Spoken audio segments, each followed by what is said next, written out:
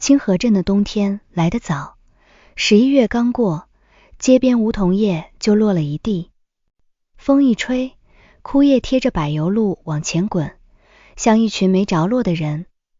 沈月蘭站在醫院住院部樓下，手裡拎着一個保溫桶，桶裡是她早上5點起來熬的南瓜小米粥。她穿着一件深灰色棉衣，頭髮在腦後挽成一個低低的髮髻，鬢邊已有不少白髮。她今年57歲，和丈夫周建國結婚32年，32年裡，別人家孩子都從滿地跑，長成了能開車接父母的人。他們家卻一直只有2個人，沒有孩子，是沈月蘭這輩子最不願被人提起的事。可人活在街坊鄰里中，哪有不被人戳心窩子的時候？年輕時有人說她不會生，中年時有人說她守着男人有什麼用，到了這把年紀，又有人說還不如當初抱一個，現在也有人端茶倒水。沈月蘭從不爭辯，她只是把日子過得安靜。早上買菜做飯，下午去小区門口的裁縫鋪幫人改褲腳，晚上給周建國熬湯泡腳，收拾屋子。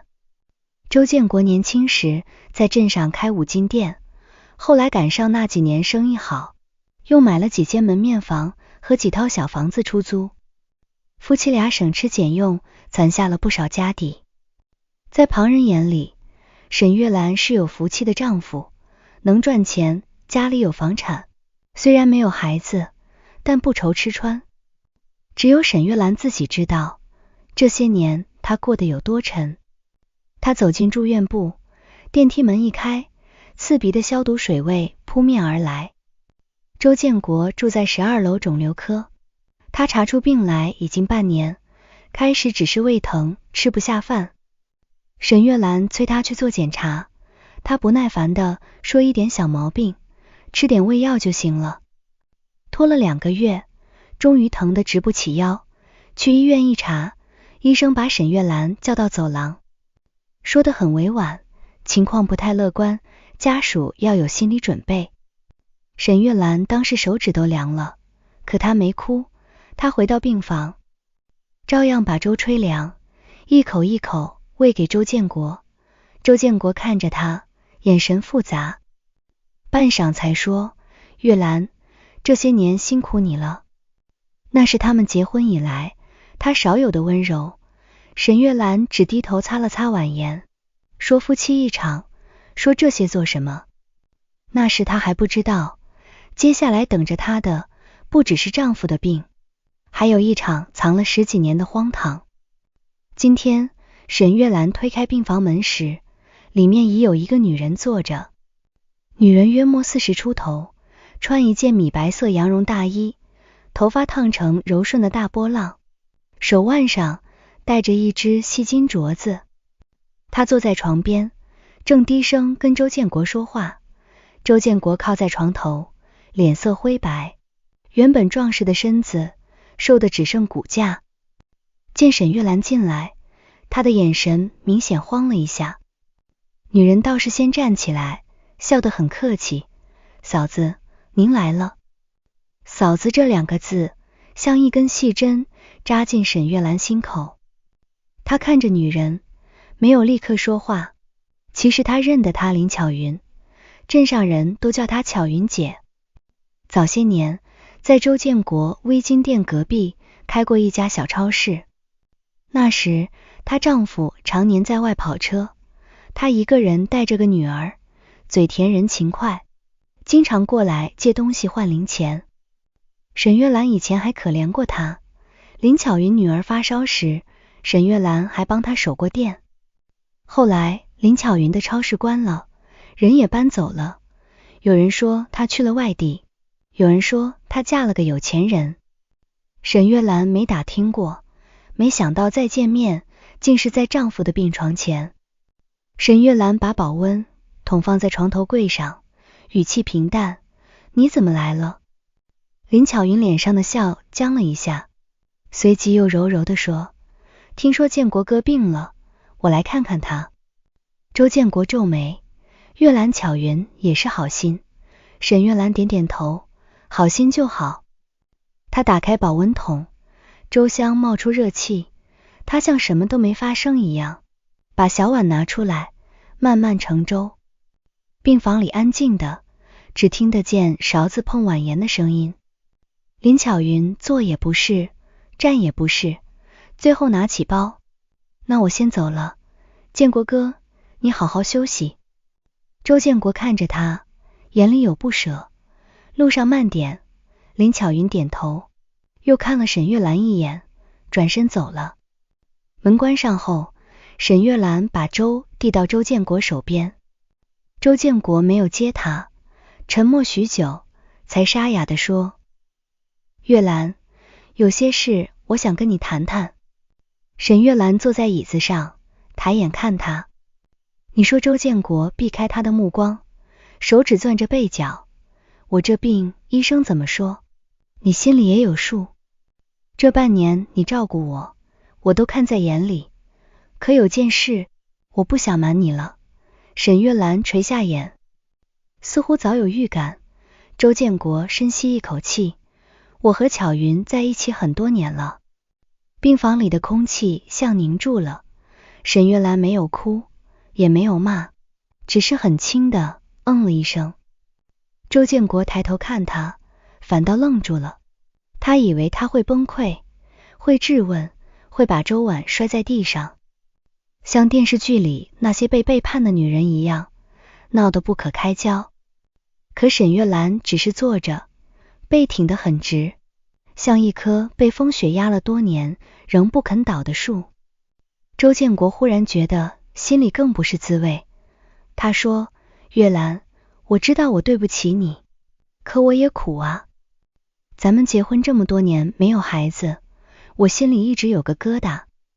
沈月蘭抬起眼，所以你就找了他。周建國嘴唇抖了抖，巧雲懂我，他那时一個人也不容易，我幫他，他也陪我，後來他給我生了個兒子。這句話終於讓沈月蘭的手指微微一顫，但也只是一下。他問多大了？周建國像是抓住了什麼希望，急忙說15歲，叫林小遠，長得很像我，學習也好。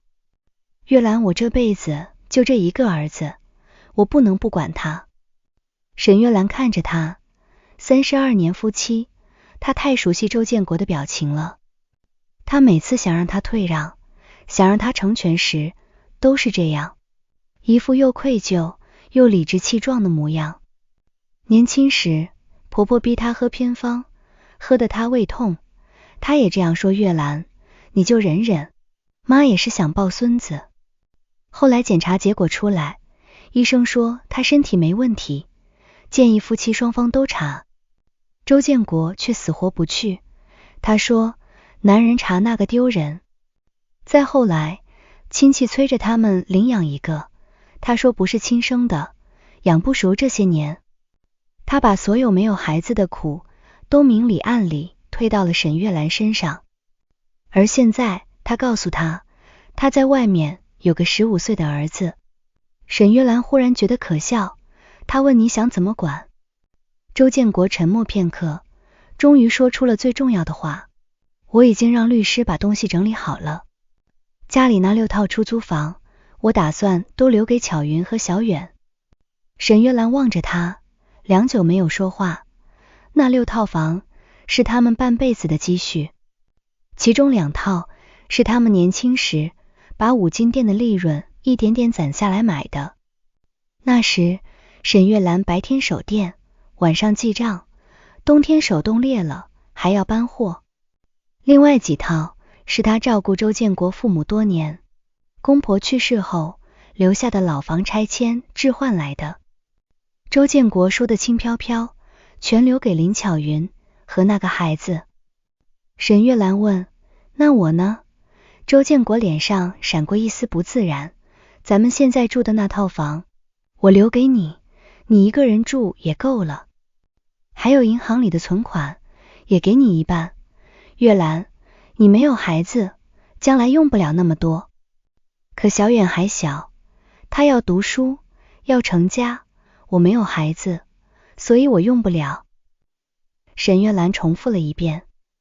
周建國低聲說，我不是那個意思。沈月蘭笑了笑，她笑得很淡，像一杯放涼的白開水，沒有溫度。建國，你是不是忘了，那6套房裡有3套寫的是我的名字？周建國皺起眉，夫妻共同財產，寫誰名字不都一樣？我現在病成這樣，你就不能大度點嗎？大度這個詞像一記耳光，沈月蘭看着病床上這個她照顧了32年的男人，忽然覺得陌生。她替他熬過湯，還過債，送走父母，忍過流言。她把最好的年華都放進這段婚姻裡，最後換來一句，你就不能大度點嗎？她沒有吵，只是站起身，把那碗粥放回床頭櫃，粥涼了就別喝了。上尉他說，我明天再來。周建國急了，月蘭你別走。話還沒說完，沈月蘭停在門口，回頭看了他一眼。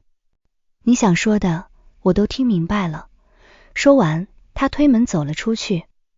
走廊裡人來人往，有人拎着藥袋，有人扶着老人，有護士推着車匆匆經過。沈月蘭一步一步走到安全通道，門一關，她才扶着牆慢慢蹲下。她沒有哭出聲，只是眼淚一顆一顆落在手背上，很快被冷風吹乾。她不是不知道周建國外面有人，女人的直覺有時比證據更準。15年前，周建國開始經常夜裡接電話，說是店裡有急事。襯衫上偶爾會有陌生香水味，錢包裡有他沒見過的消費票據。他回家越來越晚，對他越來越不耐煩。沈月蘭問過一次周建國，當時摔了筷子，你整天疑神疑鬼，有意思嗎？我在外面辛苦賺錢，你就知道查我。那一晚，沈月蘭坐在客廳到天亮，後來他不問了，他以為只要不揭開，日子就還能過。中年夫妻有多少不是靠裝糊塗撐着的？可他沒想到，周建國不只是背叛，他還把背叛活成了另一個家。他有女人，有兒子，有他心心念念的香火，而他成了那個占着妻子名分被要求讓路的人。沈月蘭回到家時，天已經黑了。這套老房在鎮東的安和小區，3室2廳住了10多年。客廳牆上還掛着他們20年前拍的合照，照片裡的周建國胖了一圈，笑得志得意滿。沈月蘭穿着紅色毛衣，眉眼溫順，還看不出後來的風霜。她站在照片前看了很久，最後搬來凳子，把照片取了下來。相框背後落了一层灰，他用抹布擦乾淨，放進了儲物間最裡面的箱子裡。第二天，沈月蘭照常去了醫院，她帶了粥，還帶了洗乾淨的衣服。周建國一見她，臉色緩和不少。月蘭，我就知道你不是狠心的人。沈月蘭把衣服放進櫃子，你的藥我問過護士了，下午3點輸液。周建國看他不接話，心裡有些發虛。昨天我說的事，你考慮的怎麼樣？沈月蘭整理袖口的動作停了一下。建國，你的病還要治，房子的事不急。周建國咳了2聲，怎麼不急？我怕哪天突然走了，來不及安排。沈月蘭回頭看他，你安排好了，不是嗎？周建國一噎，他其實已經悄悄找過律師，擬了一份遺囑，只是律師提醒他，夫妻共同財產中屬於妻子的部分不能單方面處分。如果沈月蘭不同意，將來必然麻煩，所以他才急着跟沈月蘭攤牌。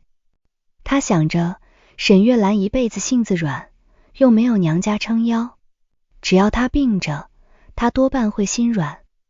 可這一次，沈月蘭平靜的讓他看不透。中午林巧雲又來了，她不是一個人來的，身後還跟着一個瘦高的男孩。男孩穿着校服，背住書包，眉眼確實有幾分像周建國，尤其是鼻梁和下巴。周建國看見他，眼睛立刻亮了，小遠過來，讓爸看看。男孩有些拘謹，叫了一聲爸，這一聲爸像在病房裡頭下一塊石頭。沈月蘭站在窗邊，沒有回頭。林巧雲看着他的背影，低聲說：嫂子，對不起孩子，一直想見見他爸，我就帶他來了。沈月蘭轉過身，目光落在男孩臉上，孩子是無辜的，這一點他分得清。他甚至從男孩眼裡看到了不安和尷尬，他大概也知道自己母親和這個男人的關係不光彩。沈月蘭沒有為難他，只說坐吧。林巧雲有些意外，周建國卻像得到了鼓勵，拉着小遠的手問學習，問身體，聲音比平時有力許多。林小遠一開始還拘束，後來慢慢說起學校裡的事。周建國聽得很認真，眼裡滿是慈愛，那種眼神沈月蘭從未在他臉上見過。原來他不是不會疼孩子，只是那孩子不是他的。林巧雲削了一個蘋果，切成小塊餵給周建國。周建國吃了2口，忽然看向沈月蘭，月蘭，你看小遠多懂事。沈月蘭淡淡道，是挺懂事。周建國趁機說，他是個好孩子，將來也會孝順你。你要是願意，他也可以叫你一聲媽。林小遠臉色瞬間變了，林巧雲也尷尬地低下頭。沈月蘭卻笑了，她看着周建國，語氣平靜，建國，你真會替人安排。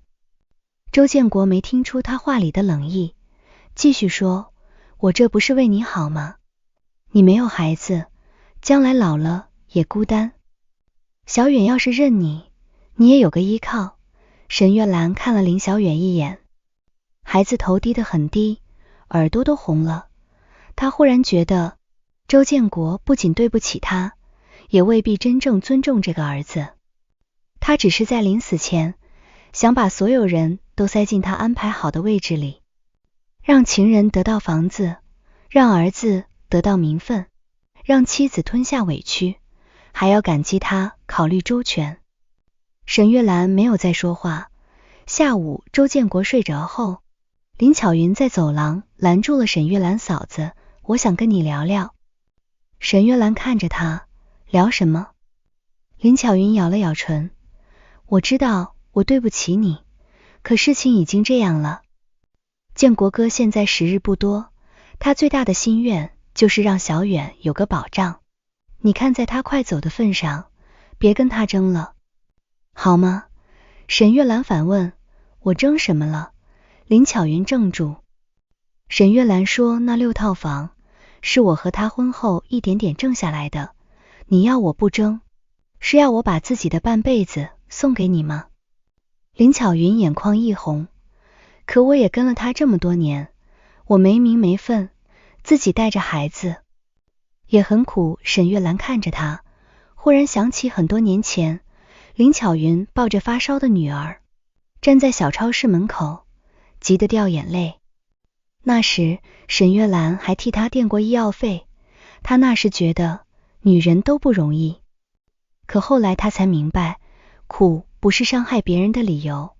沈月蘭說，你苦是你自己的選擇，我苦不該替你買單。林巧雲臉色白了白，聲音也變低，嫂子，建國哥心裡一直有我和孩子，你們沒有孩子，他總得給周家留個後。沈月蘭聽到這句，忽然笑了，留後她輕聲說，你確定他留的是周家的後嗎？林巧雲猛地抬頭，你什麼意思？沈月蘭沒有回答他，只是看了林巧雲一眼，那眼很淡，卻讓林巧雲心裡莫名發慌。沈月蘭轉身走進病房，接下來幾天周建國病情反復，時而清醒，時而昏睡。他越來越急，幾次讓沈月蘭把房產證拿來，說要趁自己清醒時把手續辦了。沈月蘭每次都說等你好點再說。周建國終於忍不住發火，我都這樣了，你還拖？沈月蘭，你是不是巴不得我死了？好霸占我的東西。沈月蘭正在給他擦手，他把毛巾放進盆裡擰乾，聲音平靜，你的東西哪一樣是你一個人的？周建國喘着粗气，我賺的錢，你賺錢的時候我在店裡搬貨記賬守門，你父母病了我端屎端尿伺候，你說去進貨我一個人看店到半夜，你弟弟借錢不還我拿自己的金鐲子去當。周建國这些你都忘了？周建國愣住，這些年沈月蘭從沒翻過舊賬，他習慣了他沉默，便也習慣了把他的付出當成理所應當。沈月蘭繼續說，我不是霸占你的東西，我只是拿回我該有的。周建國臉色難看，你非要跟一個孩子計較？我不跟孩子計較。沈月蘭說，我跟你計較。周建國被這句話噎得說不出來。那天晚上，沈月蘭剛到家，就接到一個陌生電話。電話那頭是個年輕女人，自稱是律師助理。沈女士，周先生委託我們起草的遺囑文件，需要您配合確認部分財產信息。您看明天方便來一趟嗎？沈月蘭握着手機沉默幾秒，地址發我。第二天，他去了那家律師事務所。律所設在一棟商務樓裡，裝修得很體面。接待他的是一位姓何的律師，40多歲，說話很客氣。何律師把文件放到他面前，沈女士有些情況，我必須跟您說明。周先生擬定的遺囑中涉及多套房產，但其中部分屬於夫妻共同財產，他只能處分屬於他自己的份額。如果您不同意配合過戶，受贈人將來可能需要通過訴訟解決。沈月蘭翻看文件，白紙黑字上，周建國把6套房產的地址面積估值寫得清清楚楚。受贈人是林巧雲和林小遠，而給他的只是現住房屋和一部分存款。最刺眼的是文件最後一段，本人與妻子沈月蘭婚後無子女，考慮其生活已有保障，故將主要資產留與親生子林小遠，以保證周家血脈延續。沈月蘭看着親生子3個字，忽然想起多年前的一個下午。那時她30出頭，因為一直沒有孩子，被婆婆罵得抬不起頭。她偷偷去市裡一家醫院做了全面檢查，醫生說她身體沒有問題，建議丈夫也來。她把檢查單拿給周建國看，周建國只掃了一眼，就把單子塞回他手裡。你別折騰了，咱們順其自然。可後來周建國喝醉了，他在他外套口袋裡發現了一張男科檢查單。那張單子上結果很不好，他當時看了很久，心裡又酸又疼。他想，原來不是他不能生。可第二天周建國醒來後對此只字未提，沈月蘭也沒有戳穿他。他把那張檢查單收了起來，像收起一個見不得光的秘密。他本以為只要夫妻倆好好過，沒有孩子也不是天塌下來的事。他甚至為了保全周建國的面子，默默承受了所有人的指責。後來周建國在外面有了林小遠，他第一反應不是憤怒，而是疑惑。周建國那樣的檢查結果，怎麼會有親生兒子？他不是沒有想過去查，但那時他太累了，也不想再把自己的生活攪得天翻地覆。直到現在，周建國要把6套房產送出去，還拿親生兒子和周家血脈壓他。沈月蘭終於覺得這場戲該有個結尾了。何律師見他久久不語，輕聲問沈女士：“你有什麼疑問嗎？”沈月蘭把文件合上，說：“何律師，如果一個人認為孩子是自己的，但實際上不是，那他的遺囑還有效嗎？”何律師一愣，神情變得謹慎：“這要看具體情況。您是說？”沈月蘭沒有立刻回答，她從包裡拿出一個舊信封，信封邊角已經泛黃，裡面裝着一張10幾年前的檢查報告複印件。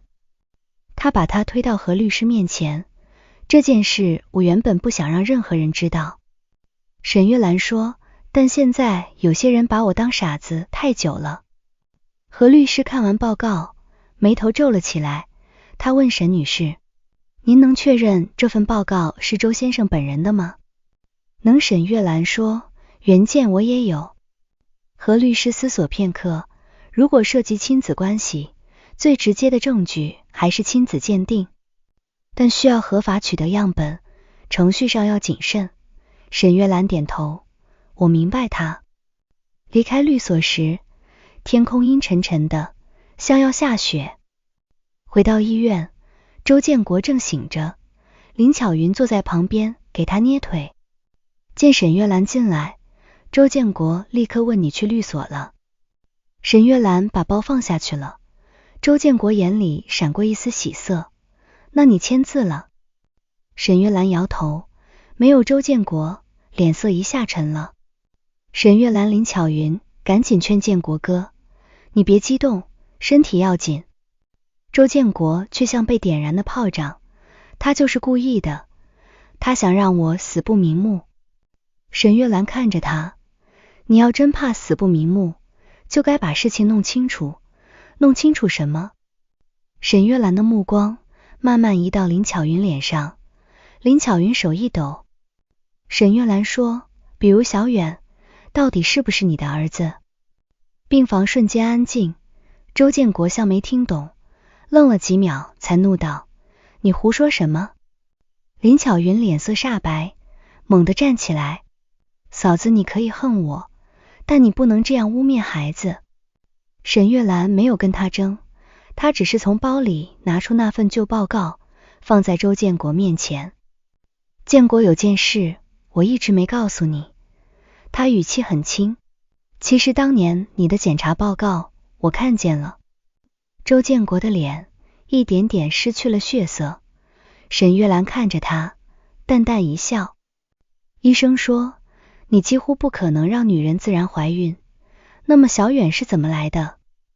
窗外第一片雪落了下來，病房裡周建國盯着那張發黃的報告，嘴唇顫抖着，半天說不出一句話。林巧雲扶着椅背，指節都攥白了，而沈月蘭站在床邊，平靜的像早已等了這一刻許多年。雪下得很輕，落在窗台上，很快化成一層水，病房裡卻冷得像結了冰。周建國盯着那張檢查報告，眼睛越睜越大，臉上的怒氣慢慢变成了慌亂。他伸手去拿，手指抖得厲害，薄薄一張紙被他攥得皺成一團。那是16年前的報告，上面清清楚楚寫着他的名字、年齡、檢查日期，還有醫生給出的結論。雖然很多專業詞周建國看不懂，但最後那句自然受孕概率極低，他不可能看不懂。他一直以為這件事只有他自己知道，當年他偷偷去檢查，是因為母親逼得太緊。沈月蘭也做了檢查，結果一切正常。周建國心裡不安，背着所有人去了醫院，結果出來後，他坐在醫院走廊抽了半包煙。他不能接受，在那個年紀，在那個小鎮上，一個男人不能生，比女人不能生更讓他覺得沒臉。所以他把報告藏起來，回家後照樣沉着臉，照樣在母親罵沈月蘭時不吭聲。他想，只要他不承認，這件事就不存在。後來遇到林巧雲，她溫柔，會說話，總拿崇拜的眼神看他。他說：“建國哥，你這麼能幹，嫂子真有福氣。那句話讓周建國找回了男人的尊嚴。再後來，林巧雲懷孕了，她哭着告訴他，建國哥，孩子是你的。周建國第一反應不是喜悅，而是懷疑。可是林巧雲抱着他哭，說自己只有他一個男人，說如果他不認他，就帶着孩子跳河。周建國心軟了，也動搖了。他想醫生只是說概率低，不是絕對不可能。也許老天可憐他，給他留了一個後。這麼一想，他就把心裡那點疑慮壓了下去。15年來，他把林小遠當成命根子，每次看見林小遠叫他爸，他都覺得自己這輩子總算沒白活。可現在，沈月蘭把那張報告擺在他面前，像一下撕開了他遮了半生的遮羞布。周建國抬起頭，眼睛通紅地看向林巧雲。巧雲她的聲音乾澀得嚇人，你告訴我，小遠到底是不是我的？林巧雲臉色慘白，嘴唇動了好幾下，才擠出一句，當然是你的。建國哥，你怎麼能信？他不信我。他轉向沈月蘭，眼淚一下湧出來。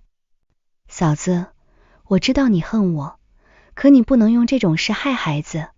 報告又不能說明什麼，醫生也有看錯的時候。小遠長得那麼像建國哥，你們都看見了。沈月蘭沒有辯解，她太清楚林巧雲這樣的人了，若是吵起來，對方哭得越可憐，自己越像惡人。她只是平靜地說，像不像，不是用眼睛看出來的。既然你這麼確定，做個親子鑑定就好了。我不同意。林巧雲立刻喊出來，這句話一出，連他自己都僵住了。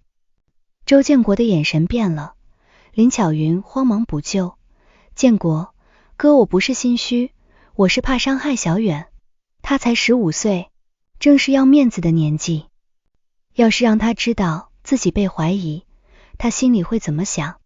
再說你現在身體這樣，哪經得起折騰？沈月蘭看着他，不用驚動孩子，醫院能做，程序合規就行。林巧雲咬着唇，眼淚掛在臉上，看上去楚楚可憐。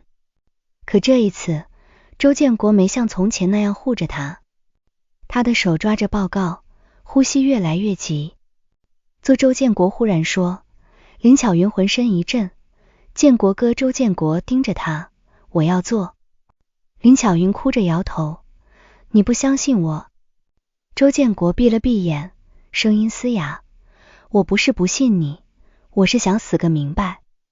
這句話落下，林巧雲像被抽掉了力氣，跌坐在椅子上。沈月蘭看了他一眼，心裡沒有快意，他只覺得累。這三個人荒唐地糾纏了10幾年，到最後誰也不像贏家。當晚，周建國病情又惡化了一次，醫生和護士進進出出，病房門口亮着刺眼的燈。沈月蘭站在走廊，看着醫生給他搶救，手裡還握着那個早已涼透的保溫桶。林巧雲縮在角落一直哭，她不是為周建國哭，還是為即將失去的東西哭。沈月蘭已經分不清，也不想分清。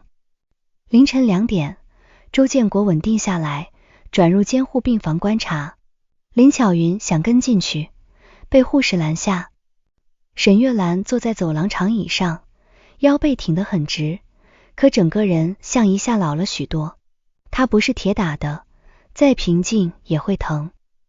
32年婚姻，到了最後，竟成了一場清算。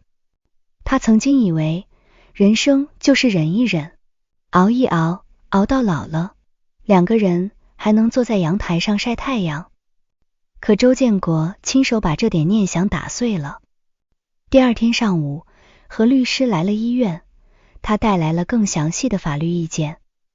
周建國病着，但意識還算清醒，堅持要求進行親子鑑定。林巧雲一開始死活不同意，甚至說要帶林小遠離開。周建國看着他，只問了一句：你要是走了，我1分錢都不會留給你。林巧雲一下不說話了，錢比感情更能逼出真相。2天後，樣本按程序送檢，等待結果的那幾天，病房裡像壓着一塊巨石。周建國不再提房子的事，也很少說話，他常常睜着眼看天花板，誰也不知道他在想什麼。林巧雲來的少了，他每次來都坐不了多久，總說小遠要上學，家裡有事。周建國問他小遠怎麼不來，他支支吾吾說孩子功課緊，周建國沒再追問。沈月蘭仍然每天來送飯送衣服，跟醫生溝通病情，他做得不冷不熱，像完成一件責任。護士私下說，沈阿姨真好，丈夫病成這樣，她照顧得一點不含糊。沈月蘭聽見了，只是笑笑，好不好，只有她自己知道。她不是聖人，也有怨可，她和周建國做了32年夫妻，哪怕最後只剩道義，她也不想讓自己變成跟他們一樣難看的人。第4天下午，鑑定結果出來了。何律師拿着文件進病房時，周建國正在輸液。他看見那個密封袋，整個人都繃緊了。林巧雲也在，她的臉白得像紙，2只手緊緊攥着包帶。沈月蘭站在窗邊，神情很淡。何律師拆開文件看完後，沉默了幾秒。周建國啞聲問說，何律師看了看几人，低聲道，鑑定意見顯示，周先生與林小遠之間不支持親生父子關係，不支持親生父子關係。這幾個字很輕，落在周建國耳裡卻像炸雷，他整個人僵住，臉上的血色瞬間褪盡。輸液管裡的液體一滴一滴往下落，病房安靜得可怕。林巧雲忽然哭出聲，建國哥，你聽我解釋。周建國猛地轉頭看他，那眼神像要把他撕開。他是誰的？周建國問。林巧雲哭得發抖，我那時候太害怕了。我前夫回來過一次，我喝了點酒，我也不知道，可我心裡一直把你當小遠的爸爸。周建國愣了幾秒，忽然笑了，他笑得胸腔一陣亂顫，最後變成劇烈咳嗽，咳得臉發紫。沈月蘭立刻按了呼叫鈴。護士趕來時，林巧雲還在哭着解釋，建國哥，我不是故意騙你，你對小遠那麼好，我也想給他一個完整的家。我跟了你10幾年，我是真心的。周建國咳得說不出話，只抬手指着門，那意思很明白，滾。林巧雲不肯走，還想撲到床邊，被何律師和護士攔住，最後他哭哭啼啼出了病房。門關上的那一刻，周建國像一下被抽空了，他躺在床上，眼角滑下一滴渾濁的淚。沈月蘭看見了，卻沒有伸手去擦，她想起自己曾經流過的眼淚。新婚第2年，婆婆端來一碗黑乎乎的偏方，說喝了就能生，她喝到吐。周建國坐在一旁抽煙，說媽也是為你好。第5年親戚酒席上，有人笑他肚子不爭氣，周建國假裝沒聽見，還跟別人碰杯。第10年他半夜發燒，周建國說店裡忙，留下一句你自己吃藥，轉身去了林巧雲那裡。那些眼淚也曾這樣無聲地流過，只是沒人看見，也沒人在乎。周建國緩了很久，才用幾乎聽不見的聲音說，月蘭，我錯了。沈月蘭看着窗外，雪停了，天色灰蒙蒙的。她說，你不是現在才錯。周建國閉上眼淚，又流了下來。我對不起你。他說这些年是我混賬，我把不能生的事推到你身上，讓你受了那麼多委屈。後來巧雲說，有了孩子，我像抓住救命稻草一樣，什麼都不想查，我怕查出來不是我的，更怕查出來我這輩子真的沒後。他說的斷斷續續，每說一句都要喘一會兒。沈月蘭沒有打斷周建國，又說，我不是不知道你苦，你照顧我爸媽，幫我守店，跟着我省吃儉用，我都知道。可我總覺得自己賺了錢就有底氣，總覺得你離不開我。這話很難聽，卻是真的。沈月蘭低頭看着他，忽然很平靜。人到這個時候，再計較愛不愛已經沒意思了。周建國費力地轉過頭，月蘭，那6套房我不給他了，都給你，我重新立遺囑。沈月蘭淡淡道，屬於我的本來就是我的，屬於你的你想怎麼處理是你的事。周建國急了，我都給你，真的，我什麼都不要了。沈月蘭摇頭，你現在說这些，不是因为突然懂得珍惜我，是因為你發現自己被騙了。周建國張了張嘴，卻無法反駁。沈月蘭說，如果鑑定結果證明小遠是你的，你還會把房子留給我嗎？周建國沉默了，這個沉默就是答案。沈月蘭笑了笑，笑意很淡，所以建國別把悔恨說成深情，你心疼的從來都不是我。這句話像一根釘子釘進周建國心裡。他看着沈月蘭，忽然發現自己從沒真正了解過他。他以為他軟弱，其實他只是顧全大局。他以為他糊塗，其實他什麼都看得清。他以為他離不開自己，其實是他一直在成全這個家。可惜人總是在快失去時才想明白。那天下午，周建國讓何律師重新起草遺囑。他名下的財產，除去依法屬於沈月蘭的夫妻共同部分，其餘全部由沈月蘭繼承。同時，他撤銷了此前所有涉及林巧雲和林小遠的贈與安排。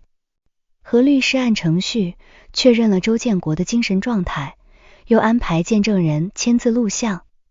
整個過程，沈月蘭一直坐在窗邊，沒有插話。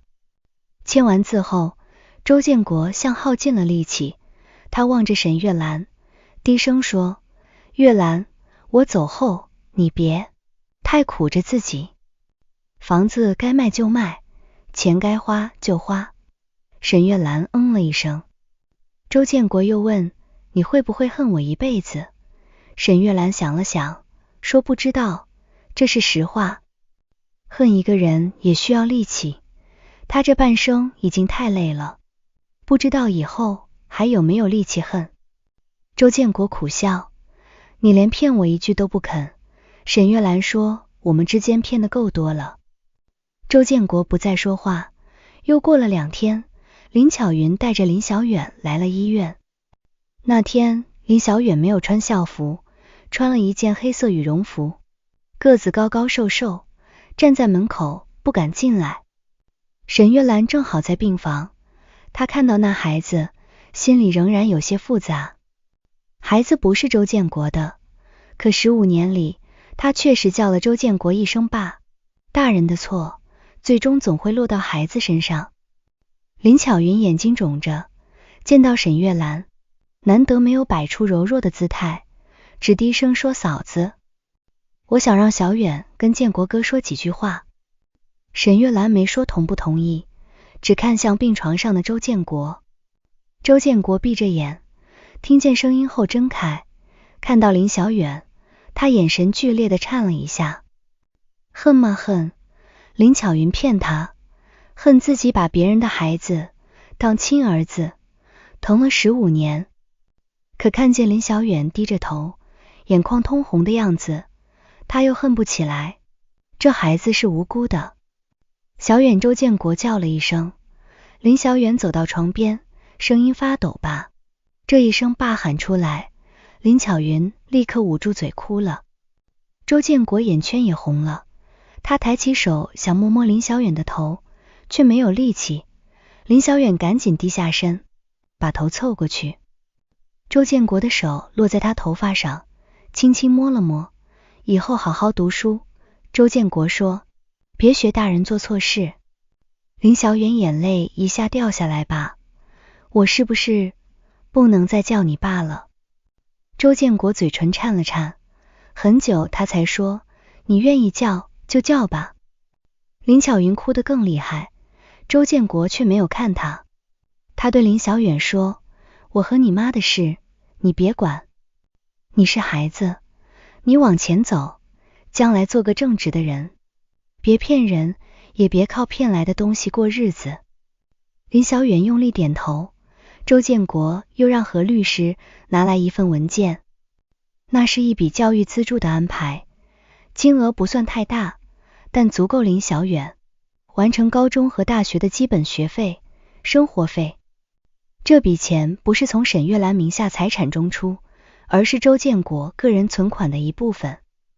沈月蘭知道後沒有反對，她不想把仇恨延伸到孩子身上。林巧雲聽到還有錢留給小遠，眼裡閃過一絲光，可很快又被周建國的話打斷。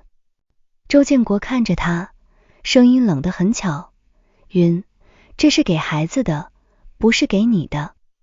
何律師會按年支付到學校和孩子本人賬戶，你拿不到。林巧雲臉色一下難看起來，她張了張嘴，想說什麼，可在周建國的眼神下，終究沒敢開口。離開前，林小遠忽然走到沈月蘭面前，對她深深鞠了一躬，阿姨，對不起。沈月蘭愣了一下，林小遠紅着眼說，我以前不知道這些事，我媽說你和我爸感情不好，說你不喜歡孩子，我以為你是壞人。对不起。沈月蘭看着這個孩子，心裡某個地方忽然軟了一下。他說大人的事不該你道歉。林小遠哽咽着說，可是你也被傷害了。這句話比周建國所有的懺悔都更像一句人話。沈月蘭沉默片刻，從包裡拿出一張紙巾，遞給他好好讀書。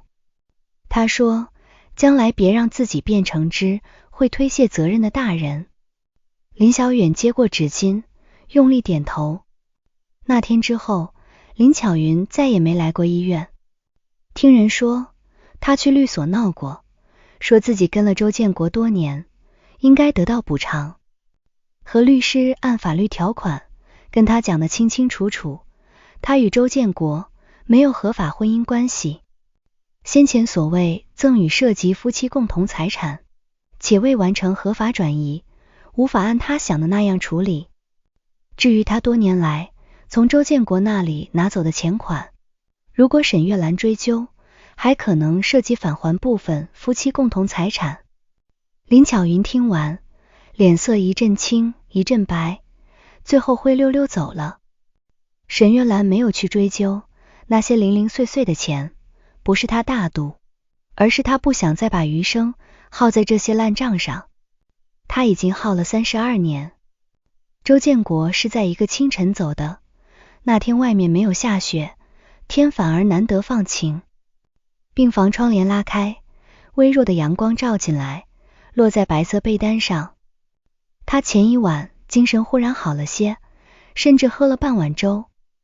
沈月蘭坐在床邊，他看着他，斷斷續續說起年輕時的事，說他們剛結婚那年，租住在一間小平房裡，冬天屋頂漏風，沈月蘭用舊棉被堵窗縫。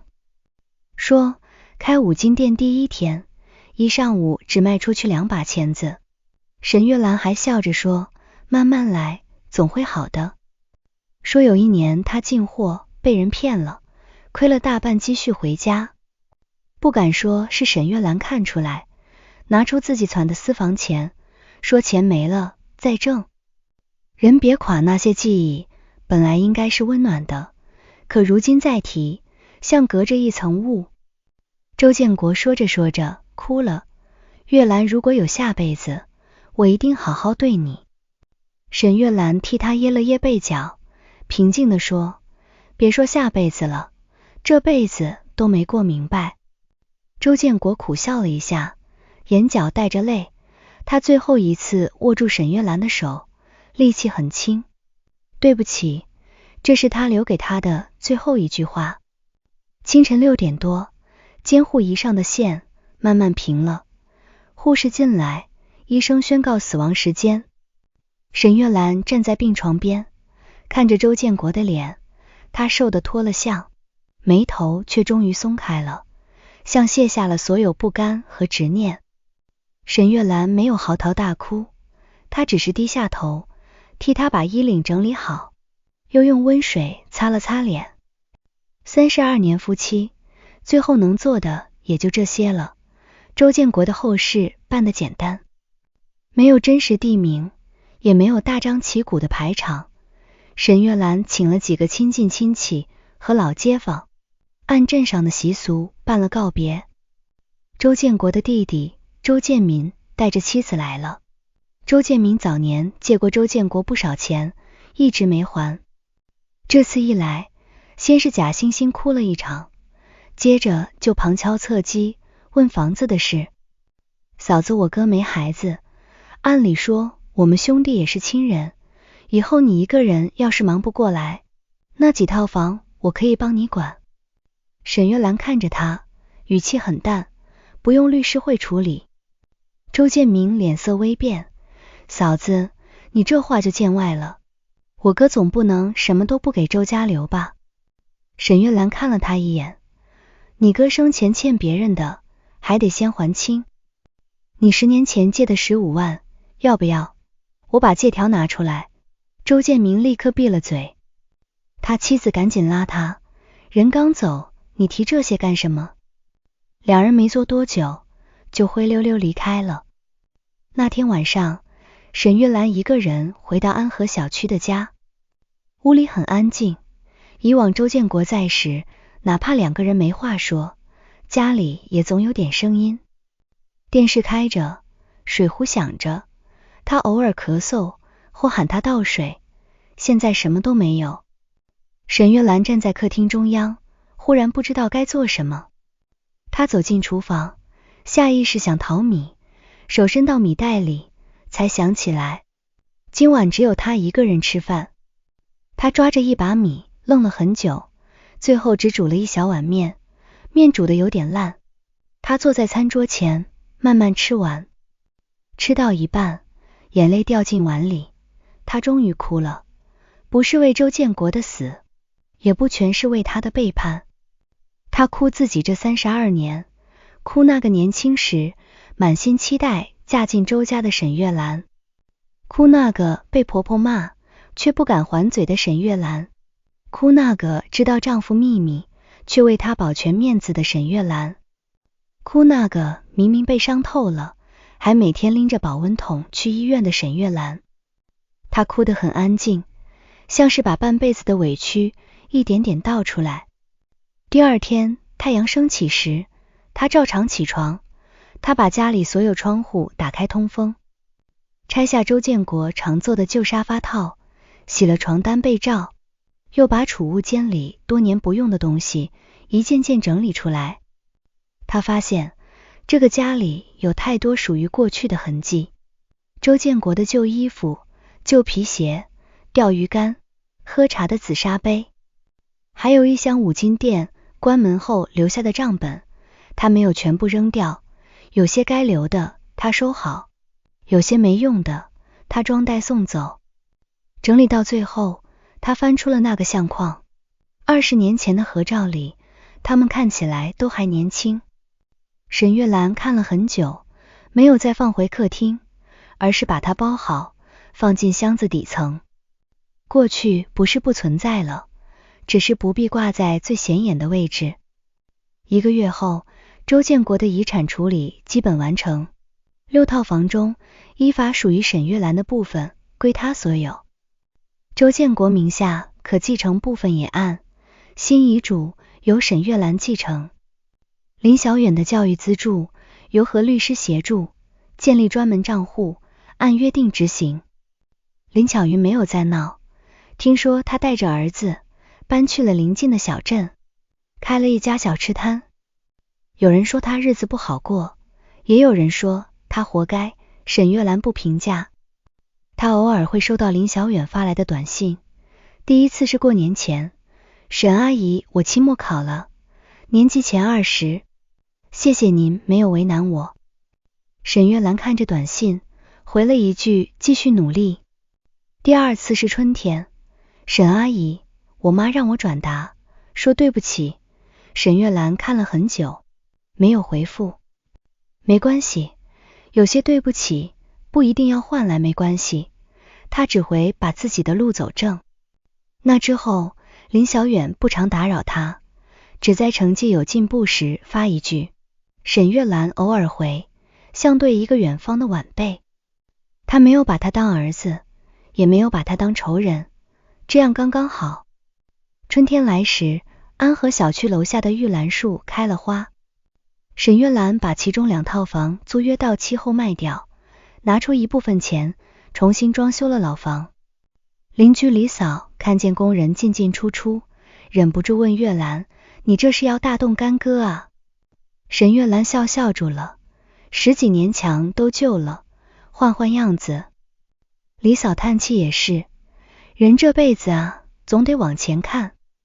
沈月蘭點頭，是啊，裝修時她把原來周建國愛喝茶的書房改成了一間小小的工作室，靠窗放了一張長桌，桌上擺着縫紉機、熨斗、布料架。她年輕時手巧，會裁衣服，只是這些年忙着家裡裁縫鋪，也只是幫人改褲腳。現在她想重新做點自己喜歡的事，她給工作室取名叫越南小裁間，沒有招牌，只在小區群裡發了一句可改，衣做簡單，裙褲手工慢，急單不接。沒想到生意還不錯，小區裡的阿姨們拿着衣服來改，年輕姑娘拿着網上買大的裙子來收腰。沈月蘭手藝細，收費也公道，慢慢就有了口碑。她每天早上去菜場買菜回來，做一份簡單早飯，上午裁衣，下午曬太陽，晚上看看書或散步。日子忽然安靜下來。剛開始她不習慣一個人吃飯，一個人看電視，一個人過節。可慢慢的，她發現一個人的日子也有一個人的好，不必等誰回家，不必猜誰的電話，不必照顧誰的脾氣。她想吃麵就吃麵，想喝粥就喝粥，想把窗簾換成淡藍色，就不用聽周建國說不耐髒。想在陽台種花，也不用有人嫌花盆礙事。5月的一天，她接到何律師電話，何律師說林巧雲那邊曾試圖打聽能不能提前動用林小遠教育賬戶的錢，但被拒絕了。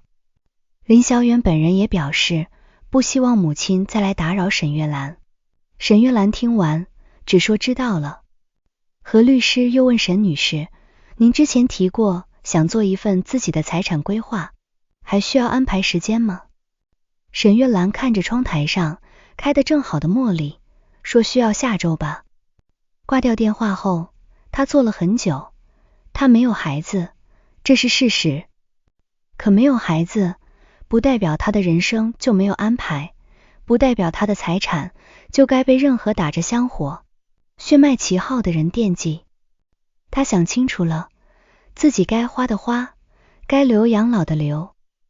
以後如果身體還好，就繼續做衣服，如果做不動了，就請人照顧。至於剩下的，他打算一部分捐給鎮上的助學基金，一部分留給多年照應他的外甥女陳曉。陳曉禾是沈月蘭姐姐的女兒。沈月蘭年輕時困難，姐姐常偷偷接濟她。後來姐姐去世的早，小禾也懂事，這些年逢年過節總來看她。不為錢，只是惦記她一個人。以前周建國不喜歡他娘家人來往，說別人都是衝錢來的。沈月蘭那時總退讓，現在他不想再退了。下周小何來看他，小何30出頭，在一所民办幼兒園工作，性格爽朗，帶來一袋自己包的馄饨。一進門他就驚喜地說：咦，你家變得好亮啊。沈月蘭笑着給他倒水，以前太暗了。小何四處看了看，眼圈忽然有點紅。咦，你現在這樣真好。沈月蘭拍了拍他的手，哭什麼？我又不是過得不好。小何吸吸鼻子，我就是觉得你以前太委屈了。沈月蘭心裡一暖，有人看見她的委屈，哪怕來得晚，也是一種安慰。两人坐在陽台吃餛飩，外面陽光很好。小何說起幼兒園裡的小孩，一個個調皮又可愛。沈月蘭聽着，偶爾笑出聲。小何小心翼翼問姨：你以後要不要跟我一起住？我和志安商量過了，要是你願意，我們給你留一間房。沈月蘭搖頭：不用，我現在一個人住得挺好。小何急了：我不是惦记你的房子啊，我就是怕你孤单。沈月蘭笑了：我知道，真到需要你的时候，我不会客气。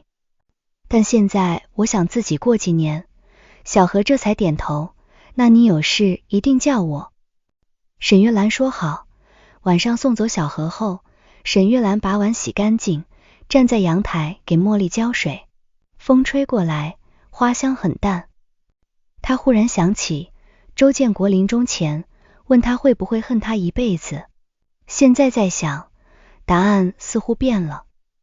她不想恨一輩子，不是因為原諒，而是因為不值得。恨會把人綁在過去，而他已經在過去困了太久。夏天時，越南小財間接到一個特別的單子，來的是一位60多歲的阿姨。信員拿着一件舊旗袍，說是年輕時結婚穿的，想改一改，在金婚紀念日再穿一次。旗袍保存得很好，只是腰身窄了。袁阿姨笑着說老了，胖了，穿不上樓。沈月蘭摸着那件暗紅色旗袍，布料柔軟，針腳細密。她問：您和老伴感情一定很好？袁阿姨笑了笑：哪有一輩子不吵架的，也有恨不得把他趕出去的時候。不過他这人有一點好，做錯了肯認，家裡大事也從不瞞我。沈月蘭手指頓了一下，袁阿姨沒察覺，繼續說：夫妻啊，最怕不是窮，也不是沒孩子，是心不在一處，心散了，再大的房子也空。這話輕輕落在沈月蘭心上，她沒有接話，只低頭量尺寸。旗袍改好那天，袁阿姨試穿後很滿意，站在鏡子前轉了半圈，笑得像個年輕姑娘。沈月蘭也跟着笑，她忽然覺得人生並不只有一種結局，有人相守到老，有人半路分離，有人守着秘密過了一生，有人終於在暮年學會放下。只要還活着，就還能重新把日子裁一裁，改一改。像一件不合身的舊衣，不一定非要扔掉，也不必勉強穿着受罪。拆開線，重新收邊，也許還能穿出另一種樣子。秋天，林小遠考上了鎮上一所很不錯的高中，他給沈月蘭發來錄取通知書的照片。短信裡寫着：沈阿姨，我會記住周叔叔最後跟我說的話，也記住您說的話，我會把路走正。謝謝您這一次。沈月蘭回得稍長些，人生不是由出身決定的，而是由你每一次選擇決定的。好好讀書，也好好做人。發完後，他把手機放到一邊，繼續踩縫紉機，針線穿過布料，發出規律的聲響。窗外桂花開了，香氣一陣一陣飄進來。1年後的冬天，沈月蘭58歲生日，小何一家來陪她吃飯，還帶來一個小蛋糕。蛋糕上寫着祝姨，生日快樂，天天開心。沈月蘭看着那幾個歪歪扭扭的奶油字，笑得很久。飯後，小何的女兒朵朵趴在她膝上問姨婆：“你為什麼沒有小孩呀？”小何立刻尷尬地拉她朵朵：“別亂問。”沈月蘭卻沒有生氣，她摸了摸朵朵的小辮子，溫柔地說：“因為有些人一輩子會有自己的孩子，有些人沒有，但沒有也沒關係，姨婆一樣可以過得很好。”朵朵眨眨眼：“那我以後常來看你。”沈月蘭笑着點頭：“好啊。”那一刻，她心裡忽然很輕，曾經沒有孩子，像一道烙印燙在她身上，別人提一句，她就疼一次。但現在，她終於能平靜地把這件事說出口。不是她不好，不是她不完整，更不是她欠了誰。她只是走了一段很長很難的路，現在終於走到了自己的日子裡。晚上，小何一家離開後，沈月蘭收拾餐桌，朵朵臨走前畫了一幅畫送給她。畫上有一棟小房子，窗台上擺着花，房子前面站着3個人，一個是小何，一個是朵朵，還有一個穿藍裙子的女人。朵朵指着藍裙子女人說：“這是姨婆，姨婆要穿漂亮衣服。”沈月蘭把畫貼在工作室的牆上，她站在畫前看了很久，嘴角一直帶着笑。那晚她睡得很好，沒有夢見周建國，也沒有夢見那些舊年的爭吵和冷眼，她只夢見自己坐在一片陽光裡，手裡拿着剪刀，慢慢裁開一匹柔軟的布，布料是淺藍色的，像晴天的天空。第二年春天，安和小區旁邊新開了一個社區活動室，居委會的人知道沈月蘭會做衣服，就來問她願不願意每周去教一次手工課，教些簡單的縫補、改衣做布包。沈月蘭一開始有些猶豫：“我嘴笨，怕教不好。”負責活動室的小姑娘笑着說：“沈阿姨，您手藝好，又耐心，大家都喜歡您，教不好也没事，就是讓大家聚一聚，熱鬧熱鬧。”沈月蘭想了想，答應了第1堂課。來了10幾個人，有退休阿姨，也有幾個年輕媽媽，還有2個剛上初中的小姑娘。沈月蘭站在桌前，拿着一塊碎花布，教他們怎麼鎖邊。她說話慢，聲音不大，卻很清楚，有人針腳歪了，她不笑話，只說慢慢來，線走穩了，心也就穩了。大家聽了都笑。後來手工課越辦越熱鬧，有人拿家裡穿不上的舊衣來改，有人帶孩子來學縫扣子，活動室裡常常傳出說笑聲。有一回，一位年輕媽媽抱怨丈夫不管孩子，不做家務，說着說着眼眶紅了。沈阿姨，你說女人是不是只能忍？沈月蘭穿針的手停了一下，屋裡忽然安靜。大家都知道她丈夫已經去世，也多少聽說過一些她家的事，但沒人敢在她面前細問。沈月蘭把線穿過，針眼打了個結，才慢慢說：“有些小事可以讓，有些底線不能讓。夫妻過日子，講的是互相，不是誰一輩子給誰墊腳。你覺得委屈就要說，說了沒用，就要想辦法保護自己。別等到半輩子過去了，才發現自己一直在替別人活。”年輕媽媽低下頭，眼淚落下來。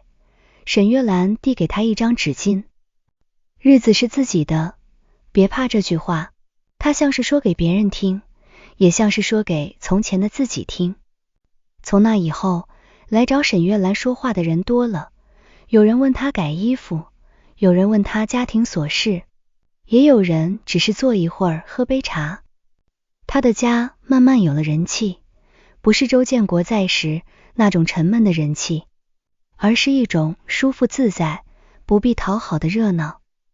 沈月蘭終於明白，家不是因為有一個男人才完整，也不是因為有孩子才熱鬧，家是他自己把日子過暖了，別人才願意靠近。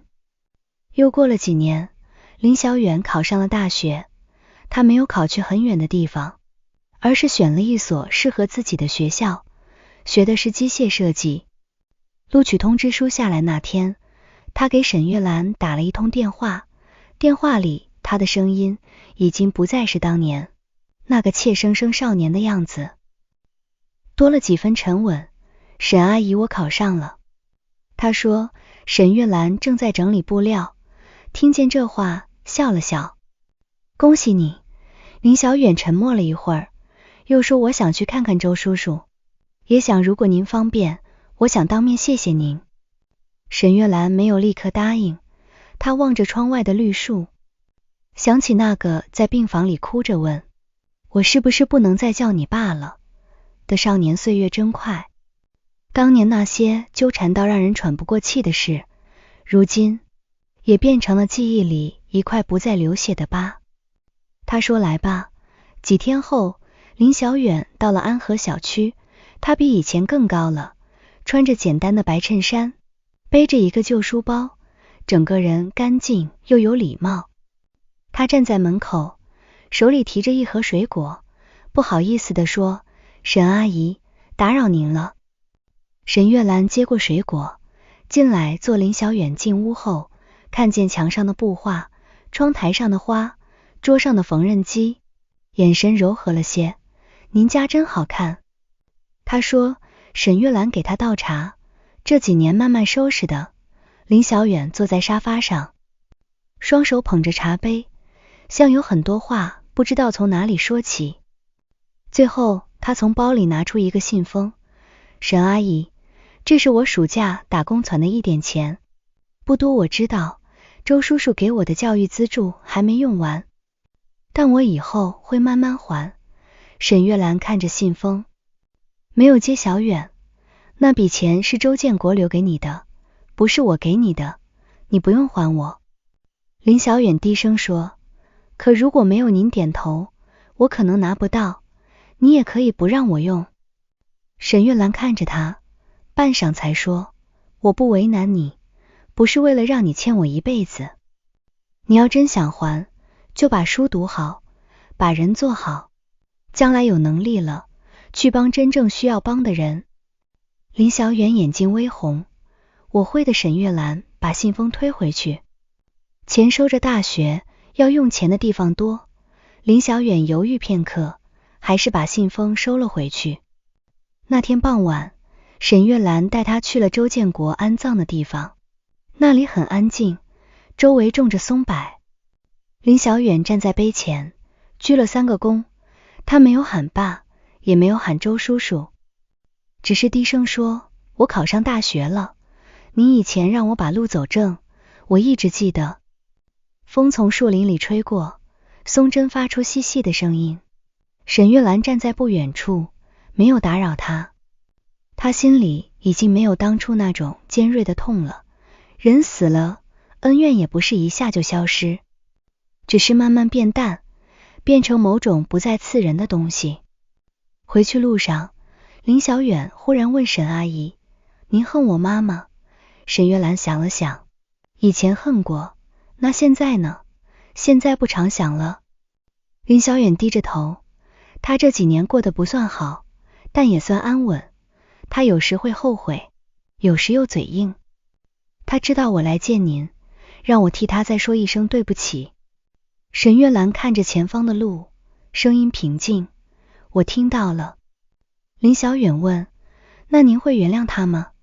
沈月蘭停下腳步，看向他。小遠，不是所有对不起都一定要得到原諒，他能後悔是他自己的事，我不原諒也是我的權利，但我不報復他，也不把恨放在你身上，這已經是我能做到的平靜。林小遠怔了怔，隨後認真點頭，我明白了。沈月蘭笑了笑，你還年輕，以後會遇到很多事，記住，別用別人的傷口證明自己的可憐，也別要求被傷害的人一定大度。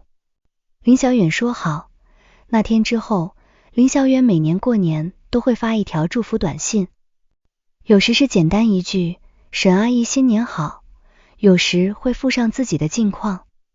沈月蘭不熱絡，但都會回，這種不遠不近的關係反而讓兩人都自在。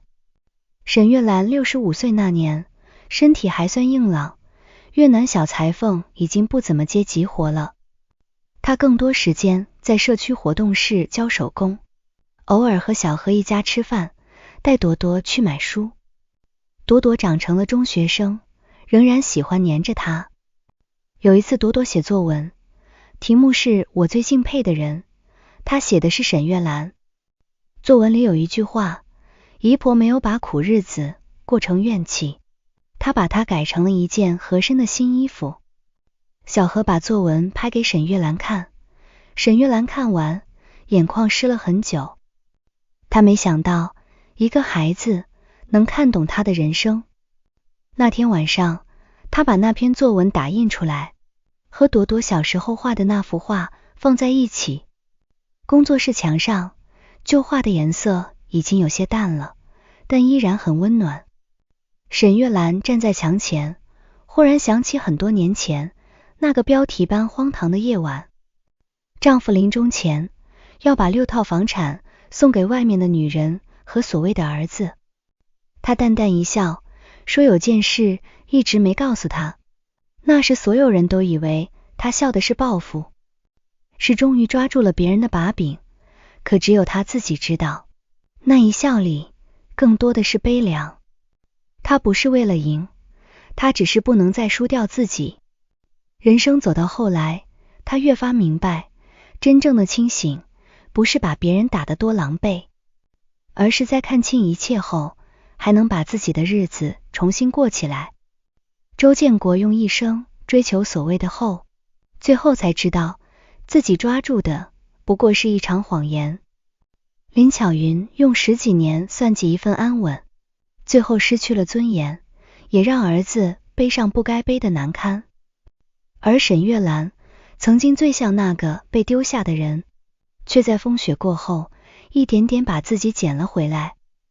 她沒有孩子，但她有自己的房子，自己的手藝，自己的朋友，自己的晚年。她不再是誰的妻子，不再是誰口中不會生的女人，也不再是那個沉默忍讓的影子。她只是沈月蘭，一個經歷過背叛、委屈、漫長孤獨，最後仍然把生活過得乾淨體面的女人。又是一年冬天，清河鎮落了第一場雪。沈月蘭坐在窗邊，腿上蓋着薄毯，手裡縫着一只小布包。窗台上的茉莉已經過了花期，只剩綠葉，但旁邊那盆長壽花開得正紅。小何打電話來問他晚上要不要過去吃火鍋。沈月蘭笑着說，雪天路滑，我就不去了。你們吃吧，改天我包馄饨給你們。掛了電話，他起身去廚房煮粥，水汽慢慢升起，鍋裡米粒翻滾，發出細微的聲響。他忽然想起，很多年前，他也是這樣熬粥，拎着保溫桶去醫院。那時他的心是冷的，手卻還要做着熱乎的飯。如今粥還是那碗粥，可他再也不是當年的他。他把粥盛進小碗裡，坐到餐桌前，一口一口慢慢喝。窗外雪落無聲，屋裡燈光溫暖。沈月蘭喝完粥，收好碗，回到工作室，縫紉機旁放着一匹新買的布，淡淡的藍色，像她夢裡那片晴天。她摸了摸布料，拿起剪刀，沿着畫好的線剪下去，剪刀咔嚓咔嚓響着，乾脆又穩。她知道往後的日子，也許仍會有孤單，仍會有病痛，仍會有年老後不得不面對的無力。但她不怕了，因為她終於明白，女人這一生最可靠的，不是丈夫臨終前的悔恨，不是別人口中的血脈香火，也不是忍讓換來的表面安穩。最可靠的是自己心裡那根線，只要那根線不斷，日子破了也能補，心被撕開了也能慢慢縫，人生走偏了也能重新改。雪越下越大，沈月蘭低頭縫着布包，唇邊帶着淡淡的笑，那笑不再悲涼，也不再帶刺，那是經過漫長歲月後，終於屬於自己的平靜。阿明把這個故事讀完，心裡像被什麼東西堵着，又慢慢化開。沈月蘭用32年看清了一個男人用一輩子追逐的香火，不過是一場謊言。而他手裡那張藏了16年的檢查報告，不是在等一個報復的時機，是在等自己終於不再為別人活的那一刻。周建國到死都在算計，怎麼把6套房產留給親生兒子，卻不知道孩子根本不是他的。他以為沈月蘭軟弱，以為他離不開他，以為他不會翻舊賬。可沈月蘭不是不記賬，是記在心裡，等到退無可退時，一筆一筆拿出來算清。他沒有拿着報告去爭去鬧，而是把它收好，繼續熬粥守店，照顧父母，把該盡的責盡完，把該還的債還清。然後在丈夫臨終前，平靜地告訴他，你不是不知道真相，你是不想知道。這個故事裡最讓我動容的，不是最後房子歸了誰，是沈月蘭在林小遠鞠躬道歉時說，大人的事不該你道歉。他分得清恨誰不恨誰，把恨留在該留的地方，把善意留給一個無辜的孩子。而那個孩子後來考上大學，暑假打工攢錢，說我會慢慢還，他沒有接，只說你要真想還，就把書讀好，將來去幫真正需要幫的人。他不是原諒了林巧雲，是不想再把餘生耗在爛賬裡。他不是不痛了，是把那些碎了一地的日子，一片一片撿起來，洗乾淨，重新縫成一件合身的衣裳，